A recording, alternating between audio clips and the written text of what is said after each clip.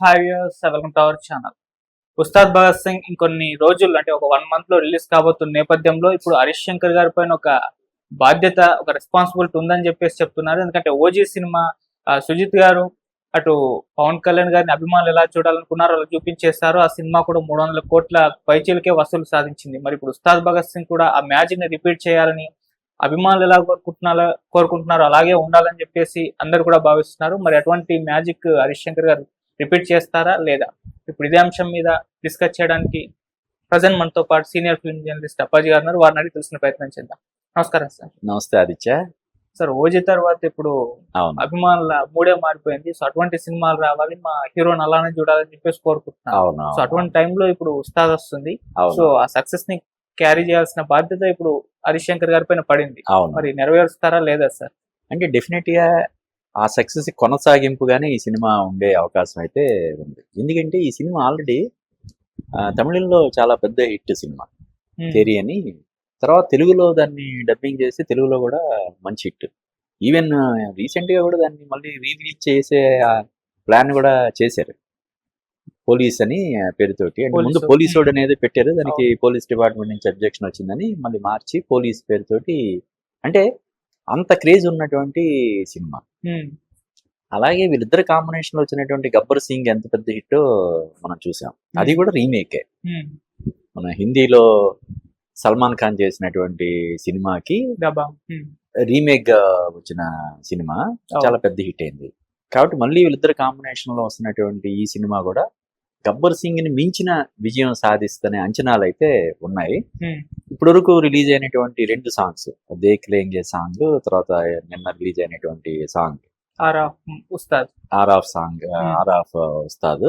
అది కూడా అంటే ఒక రకంగా చెప్పాలంటే ఆ పాట కేవలం ఈ సినిమా కోసమే కాకుండా ఫర్దర్ గా పార్టీకి ప్రచార గీతంలా కూడా ఉపయోగపడేలాగా ఉంది అది కదా. అవునా? సో ఆ రకంగా అంటే పవన్ కళ్యాణ్ ఫ్యాన్స్ అందరూ, ముఖ్యంగా జన సైనికులు అందరూ కూడా దాన్ని ఓన్ చేసుకునేలాగా ఆ పాట కూడా ఉంది. సో డెఫినెట్ గా ఈ సినిమా మీద ఏవైతే ఇప్పటివరకు అంచనాలు ఏర్పడ్డాయో అవి మరికొంచెం పెరిగేలాగే ఉన్నాయని మనం చెప్పొచ్చు. ఓకే సార్, ఇది టెరీ రీమేక్ అని అన్నారు కదా, అంటే పోలీస్ అంటే మామూలుగా ఇప్పుడు ఫ్యాన్స్ కూడా రీమేక్ల పట్ల కాస్త అసంతృప్తిగానే ఉన్నట్టుగా కనిపించింది. అది వకీల్ సాబు, బ్రో, భీమ్లా నాయక్ పర్లేదు, బానే ఆడాయి కానీ సో ఒక కొత్త పవన్ కళ్యాణ్ గానీ చూడాలనుకున్నారు. అది ఓజీ సినిమాతో అందరు చూస్తారు. మళ్ళీ ఇప్పుడు అంటే ఇంకా కన్ఫర్మ్ అవ్వలేదు తెరీ రీమేక్ అని చెప్పేసి డౌట్ లో ఉన్నారు వాళ్ళు కూడా. రిలీజ్ అయిన తర్వాత ఇది మళ్ళీ రీమేక్ అని తెలిసి ఎలా ఉంటుంది అంటే ఆల్మోస్ట్ రీమేక్ అని అది కన్ఫర్మ్. కాకపోతే ఏంటంటే ఇప్పుడు హరీష్ శంకర్ అంతకుముందు చేసిన సినిమా కూడా, గబ్బర్ సింగ్ సినిమా కూడా హిందీ ఒరిజినల్ వెర్షన్ కి దీనికి చాలా మార్పులు చేర్పులు చేశాడు. ఇంకొక ప్రత్యేకత ఏంటంటే అప్పటికి గబ్బర్ సింగ్ లో చేసేటప్పటికి శృతి హాసన్కి ఒక ఐరన్ లెగ్ అనే ఒక ఇమేజ్ ఉండేది. సో ఆ ఇమేజ్ ని మొత్తం మార్చేసి గోల్డెన్ ఎగ్ లాగా తర్వాత వరుసగా రేసు గుర్రం గాని, బలుపు గాని వరుస హిట్లు పడ్డాయి అప్పుడు శృతి హాసన్కి.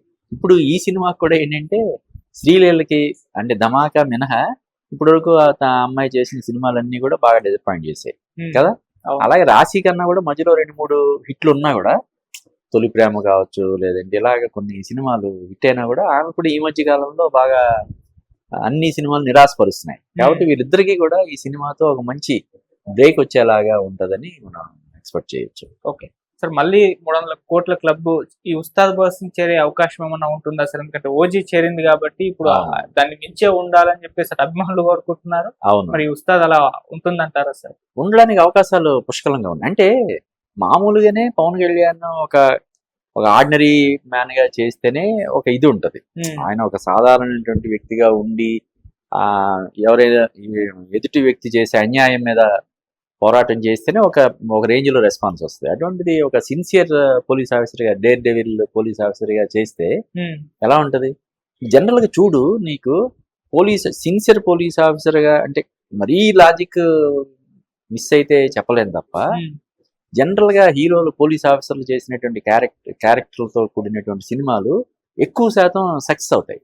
ఓకే, ఇప్పుడు నీకు మన సూర్య చేసినటువంటి యముడు, ఆ సినిమాని సింగం అని అక్కడ హిందీలో చేశారు, దానికి సీక్వెల్స్ చేశారు, యముడు 2 వచ్చింది కదా. ఇలాగే ఎక్కువ శాతం సక్సెస్ అవ్వడానికి అవకాశాలు ఉంటాయి. ఇప్పుడు అందులో పవన్ కళ్యాణ్ ఇప్పుడు అక్కడ డిప్యూటీ సీఎం గా కూడా ఉన్నాడు. తర్వాత ఓజీ లాంటి ఒక బ్లాక్ బస్టర్ తర్వాత వస్తున్న సినిమా, ఇప్పటి వరకు విడుదలైనటువంటి 2 పాటలు కూడా ఆయన ఇమేజ్ కి తగ్గట్టుగా, అంటే దేఖ్లేంగే సాలా, ఇప్పుడు ఇదే ఈ పాట, ఇవన్నీ కూడా ఈ 2 కూడా మంచి బాగున్నాయి. ఇంకా నెల రోజులు ఉంది సినిమా విడుదలకి. నాకు తెలిసి ప్రతి 4-5 రోజులకి ఏదో ఒక అప్డేట్ ఇంకా వస్తూనే ఉంటది. ఇంకొకటి ఏంటంటే, అంతకుముందు ఎప్పుడు చెయ్యని విధంగా పవన్ కళ్యాణ్ ఆయన సినిమాలని కొంచెం ప్రమోట్ చేసుకోవడానికి టైం కేటాయిస్తున్నాడు ఆయన. అవును సార్. నీకు హరిహర వీరమల్లుకి ముందు ఆయన ఈవెన్ వకీల్ సాబ్ కావచ్చు, భీమ్లా నాయక్ కావచ్చు, ఈ సినిమాలు ఏంటికి ఆయన ప్రమోషన్ చేసినట్టు లేదు కదా.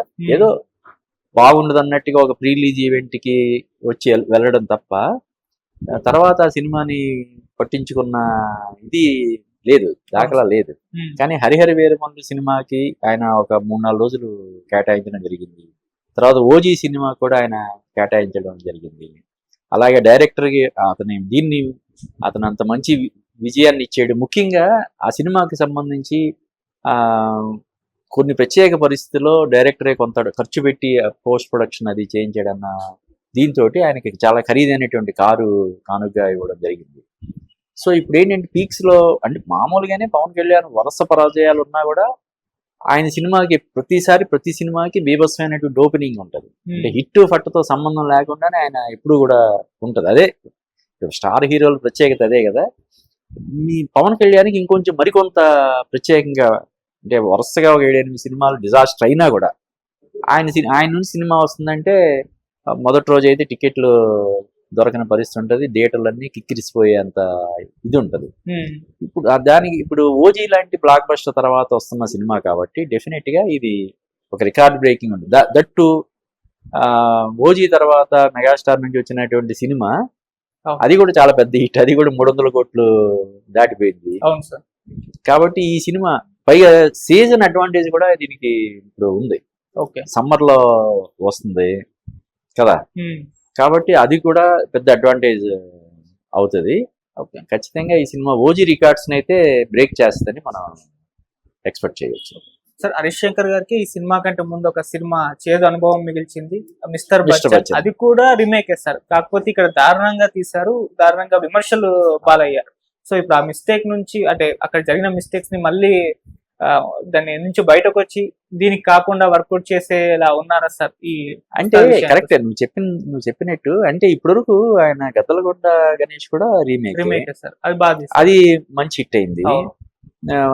గబ్బర్ సింగ్ దబంగ్ అనే హిందీ సినిమాకి రీమేక్, అది మంచి హిట్. మధ్యలో ఇది ఒకటే డిసప్పాయింట్ చేసింది, అంతే కదా. అవును సార్. అయితే ఇదేంటంటే, నేను యాక్చువల్ గా ఆ సినిమాని రీమేక్ చేస్తున్నారు అన్నప్పుడే ఇది ఎలాగ మనకి కనెక్ట్ అవుతుంది, ఎందుకంటే మన వాళ్ళకి IT officer, income tax officer చుట్టూ కథ తిరగడం, అందులో నుంచి హీరోయిజం ఎలివేట్ కావడం, ఇవన్నీ ఎలాగా అంటే ఒక పోలీస్ ఆఫీసర్ నుంచి వచ్చేంత ఇది ఇన్కమ్ ట్యాక్స్ మన సొసైటీలో అది లేదు కదా. కేవలం ఎవరు వాళ్ళని చూసి భయపడతారు, ఇన్కమ్ ట్యాక్స్ ఎగ్గొట్టే వాళ్ళు, బ్లాక్ మనీ ఉన్న అతి కొద్ది మంది కదా, వాళ్ళు మాత్రమే వాళ్ళని చూసి భయపడతారు. కానీ పోలీసులు అంటే తప్పు చేయని వాళ్ళు కూడా పోలీసుని చూడగానే కొంత ఇది ఉంటుంది కదా. కాబట్టి ఆ సినిమా రైడ్ సినిమా హిందీలో కూడా మరీ అంత పెద్ద హిట్ ఏం కాదు, మొత్తం రికార్డ్స్ అన్ని బ్రేక్ చేసేంత సినిమా కదా, హిట్, డీసెంట్ హిట్.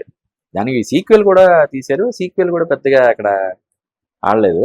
కాబట్టి ఈ మిస్టర్ బచ్చన్ సినిమా, ఇంకొకటి ఏంటంటే మిస్టర్ బచ్చన్ లో మనోడు హరీష్ శంకర్ చేసినటువంటి, అంటే ఈ చెప్పడం తేలిక, ఇప్పుడు సినిమా వచ్చేసిన తర్వాత పలానా రీజన్ అయ్యే వల్ల ఆ సినిమా ఆడలేదని చెప్పడం మనం చాలా తేలిక.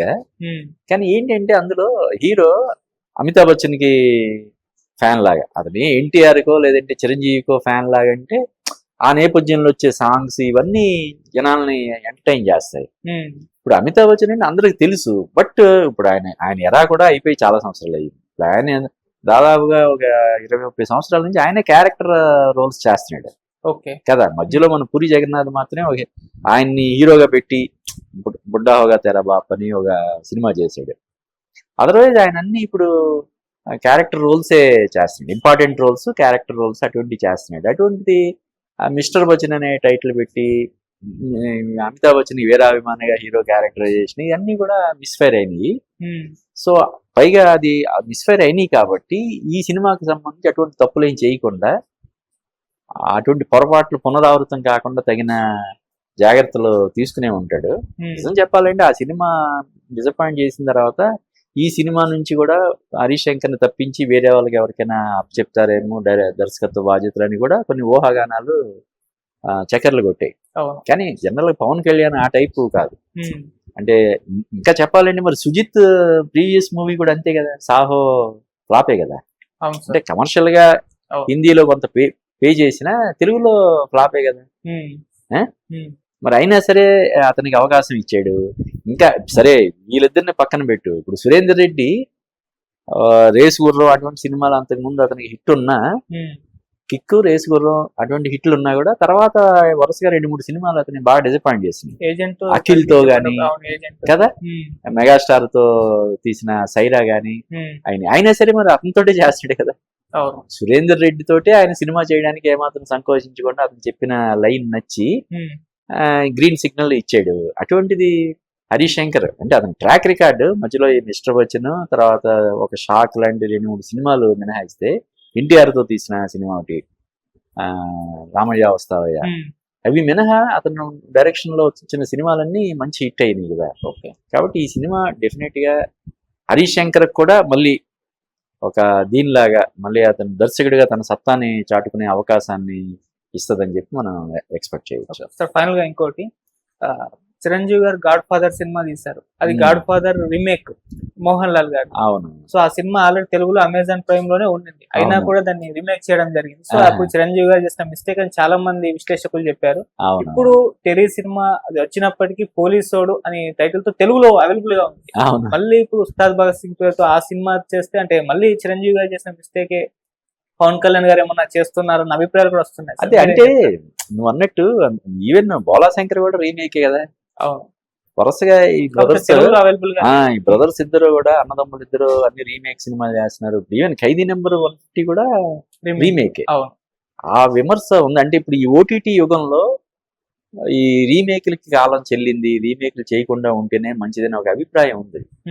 ఎందుకంటే దాని కంపారిజన్ ఫలానా సినిమాకి రీమేక్ అనగానే పొలోమని అందరూ ఆ సినిమా చూసేస్తారు, ఈ క్యారెక్టర్ ఇలా ఉంటది అని చెప్పి ఒక దీంతో మైండ్ సెట్ తోటి ఉంటారు. దాని నుంచి బయటకు వచ్చి ఆ సినిమాని తీయడం, వాళ్ళని మెప్పించడం ఒక దీనిలా కత్తి మీద సాములాగా అయిపోతుంది. తెలుగులో అవైలబుల్ గా ఉన్న సినిమాలు మళ్ళీ తెలుగులో అదే అంటే ఏం లేదు, ఓటీటీ అంటే ఇంకా అదే వేరే భాషలో ఉన్న సినిమాలు ఇప్పుడు ఏం చేస్తున్నారు, వాడు కొనుక్కున్నాడంటే అన్ని భాషల్లో రీమేక్ చేస్తాడు, అది డబ్బింగ్ చేస్తాడు. అది మనం ఏదైనా ఒక సినిమా అమ్మేమంటే మొత్తం వరల్డ్ రైట్స్ అన్ని ఇచ్చేసినట్టు అనమాట. శాటిలైట్ అయితే ప్రత్యేకించి పర్టికులర్ ఒక లాంగ్వేజ్ అని ఉంటుంది. ఓటీటీ అలా కాదు, మనం ఒక సినిమాని వాళ్ళకి ఇచ్చామంటే అన్ని లాంగ్వేజెస్ రాయించేసుకుంటారు అనమాట.